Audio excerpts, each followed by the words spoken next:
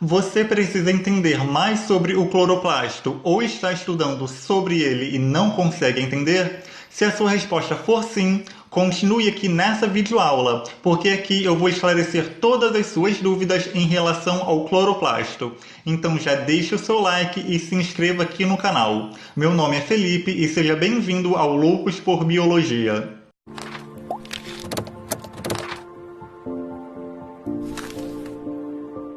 Primeiro de tudo, pessoal, vamos entender o que é cloroplasto. O cloroplasto é uma organela membranosa feita por duas membranas. O cloroplasto tem a membrana externa e a membrana interna. E a gente só encontra o cloroplasto dentro das algas e das células das plantas. Ou seja, o cloroplasto a gente só vai encontrar no citoplasma das algas e no citoplasma das células das plantas, beleza, pessoal? E qual é a função do cloroplasto? Simples. A função do cloroplasto é realizar a fotossíntese. Então é dentro do cloroplasto que a fotossíntese ocorre. E no cloroplasto, a gente tem um pigmento em altas concentrações, que ele é muito abundante dentro do cloroplasto. Esse pigmento é chamado de clorofila. E qual é a função da clorofila? A clorofila ela é um pigmento que absorve a luz, ou seja, absorve a energia luminosa. E através dessa energia luminosa que a fotossíntese ela vai ocorrer, beleza, pessoal? Então, recapitulando, a gente só tem cloroplasto nas células das algas e nas células das plantas. E a função do cloroplasto é realizar a fotossíntese. E dentro do cloroplasto eu tenho um pigmento chamado de clorofila, e a clorofila é o pigmento que absorve a energia da luz para que a fotossíntese possa ocorrer, beleza, galera? E agora, pessoal, vamos ver qual é a estrutura do cloroplasto. O cloroplasto ele tem uma estrutura bem simples, não é difícil. Ele é formado por duas membranas. O cloroplasto ele vai ter a membrana externa e vai ter a membrana interna. A membrana externa é a membrana que recobre todo o cloroplasto, beleza? E é uma membrana lisa, ou seja, essa membrana externa não forma dobras. Já a membrana interna, ela fica logo depois da membrana externa e ela não é lisa. A membrana interna forma dobras. Essas dobras formam duas estruturas, que a gente chama de tilacoides e lamelas. Então, repetindo, a membrana interna forma dobras e essas dobras formam duas estruturas, a tilacoide e as lamelas, beleza, pessoal? E dentro do cloroplasto, a gente encontra uma substância que ela parece com um gel. É uma substância muito parecida com o citoplasma. Esse gel a gente chama de estroma. E dentro do estroma, dissolvido no estroma, a gente encontra DNA, a gente encontra RNA, a gente encontra ribossomos e a gente encontra várias enzimas que participam da fotossíntese, beleza, pessoal? Vamos ver no slide como que é cada uma dessas estruturas. E aqui, galera, essa daqui é a estrutura dos cloroplastos.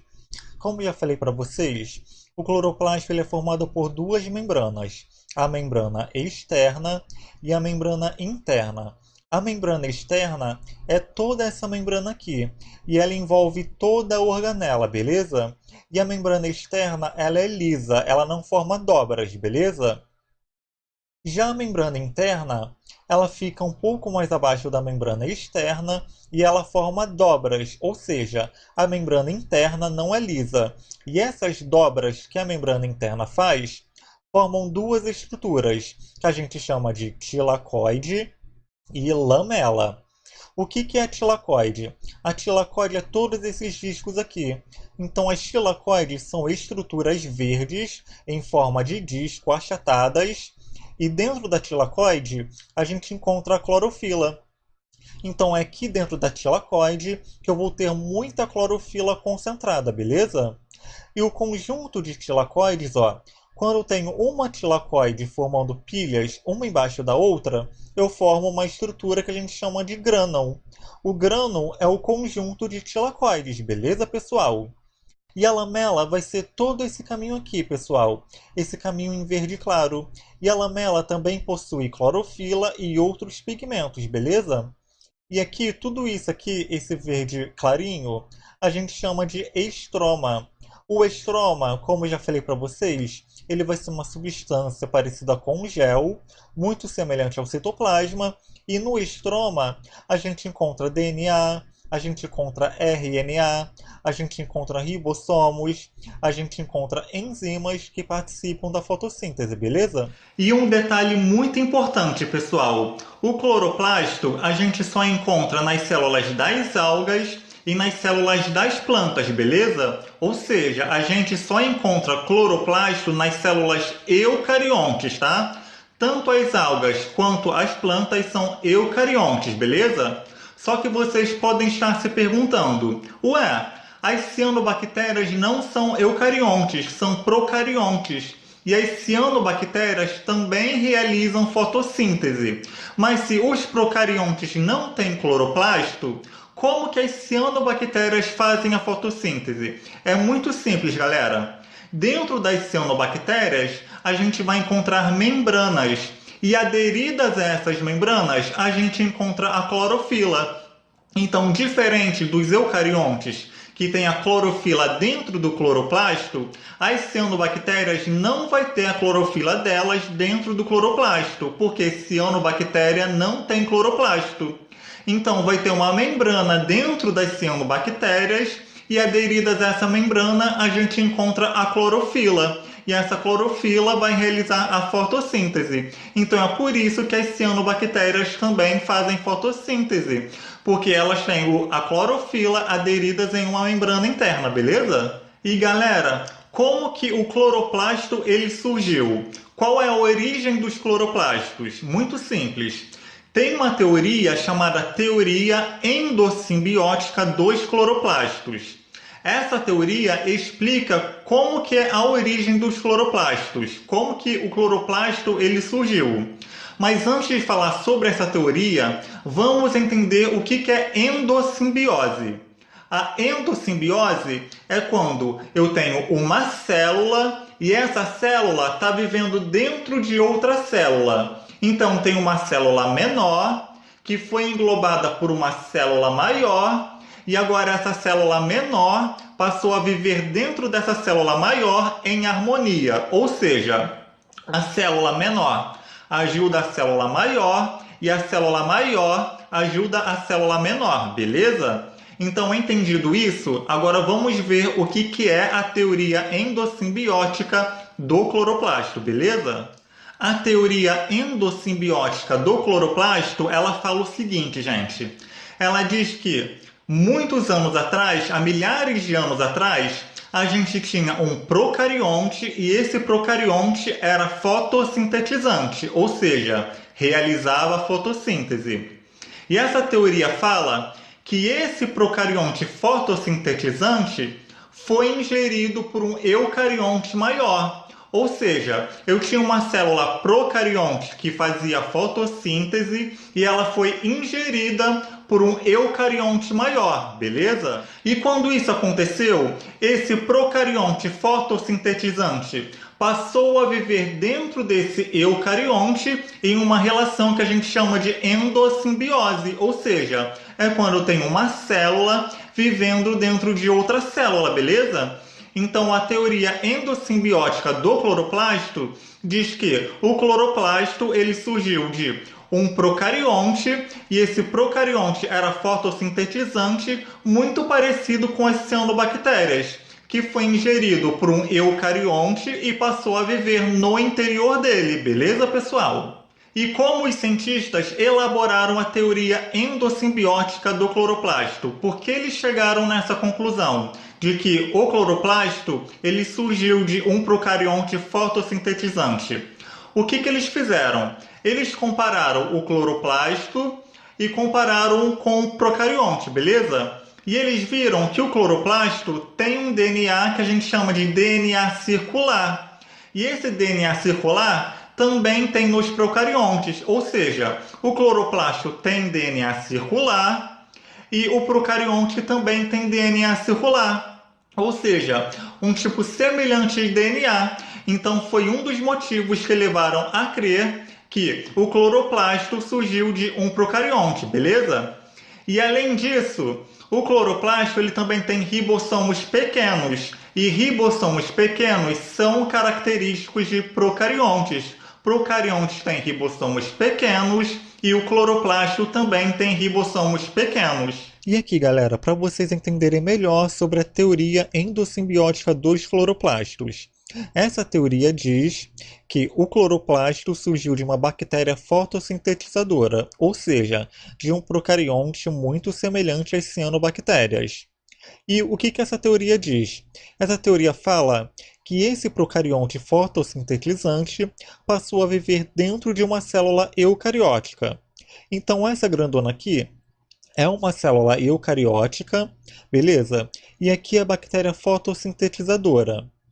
O que aconteceu? Essa célula maior, esse eucarionte maior, ingeriu essa bactéria fotossintetizadora e essa bactéria fotossintetizadora não foi destruída dentro dessa célula eucariótica. Muito pelo contrário, essa bactéria passou a viver dentro dessa célula eucariótica em harmonia, ou seja, uma ajudando a outra.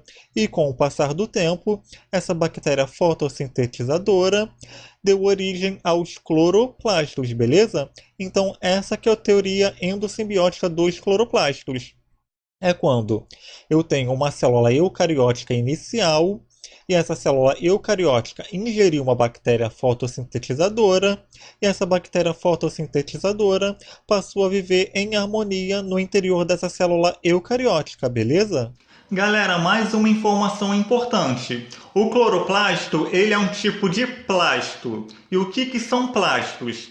Plastos ou plastídeos é um conjunto de organelas que possuem pigmentos em seu interior, beleza? Então, repetindo, plastos ou plastídeos é um conjunto de organelas que a gente só vai encontrar nas algas e nas plantas. E dentro desses plastos, dentro dessas organelas, a gente encontra pigmentos. E esses pigmentos realizam algumas funções. Vamos ver cada um dos tipos de plásticos que a gente pode ter nas células, beleza? Então, pessoal, esses daqui são os tipos de plastídeos. Então, o primeiro plastídeos que a gente vai ver vai ser o proplastos. O que é o proplasto?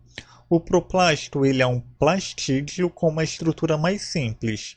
E aonde que a gente encontra o proplasto? A gente encontra nas células mais jovens, beleza? E qual é a função do proplasto? O proplasto tem a função de se diferenciar em qualquer outro tipo de plastídeo, ou seja, ele pode se transformar em um leucoplasto, pode se transformar em um cloroplasto e pode se transformar em um cromoplasto, beleza? Já o leucoplasto, gente, ele é um tipo de plastídeo, que ele é um pouco mais complexo. E qual é a função dele? O leucoplasto não realiza fotossíntese, tá, gente? O leucoplasto tem a função de armazenar amido. E é por isso que o leucoplasto ele também pode ser chamado de amiloplasto, beleza? E além de armazenar amido, ele pode armazenar óleos e também pode armazenar proteínas. A gente encontra ele muito nas raízes, como por exemplo na batata doce, beleza? Já o cloroplasto foi o nosso foco de estudo dessa aula. O cloroplasto ele é um plastídeo que armazena clorofila. E por ele armazenar a clorofila em excesso, o cloroplasto tem a função de realizar a fotossíntese, beleza? E além de armazenar clorofila, ele pode armazenar outros pigmentos, como por exemplo os carotenoides, que a gente encontra no mamão e na cenoura. E vai ser os carotenoides que vai dar a cor característica ao mamão e à cenoura. E os cromoplastos, pessoal, eles também podem se originar de cloroplastos. E como que vai ser esse processo? Acontece que eu posso ter um cloroplasto e esse cloroplasto perde a clorofila e começa a armazenar apenas os carotenoides. Então, quando o cloroplasto perde a clorofila e fica só com os carotenoides, ele se transforma em um cromoplasto. A gente vê, por exemplo, no amadurecimento de frutas. A banana, quando ela não está madura, ela está verde. e quando ela amadurece, ela fica amarela. Ela fica amarela justamente por causa disso, porque o cloroplasto perdeu a clorofila, que é verde, e deu lugar aos carotenoides. E os carotenoides, por sua vez, deu a cor amarelada à banana, beleza? E se transformou em um cromoplasto. E essa foi a videoaula de hoje, pessoal. Se você gostou dessa aula, deixe o seu like aqui embaixo do vídeo, se inscreva aqui no Loucos por Biologia e fique por dentro de todas as aulas e todos os resumos que vão ser postados aqui no canal, beleza? Dando assim mais um passo para a sua aprovação na universidade. Um abraço e fique com Deus.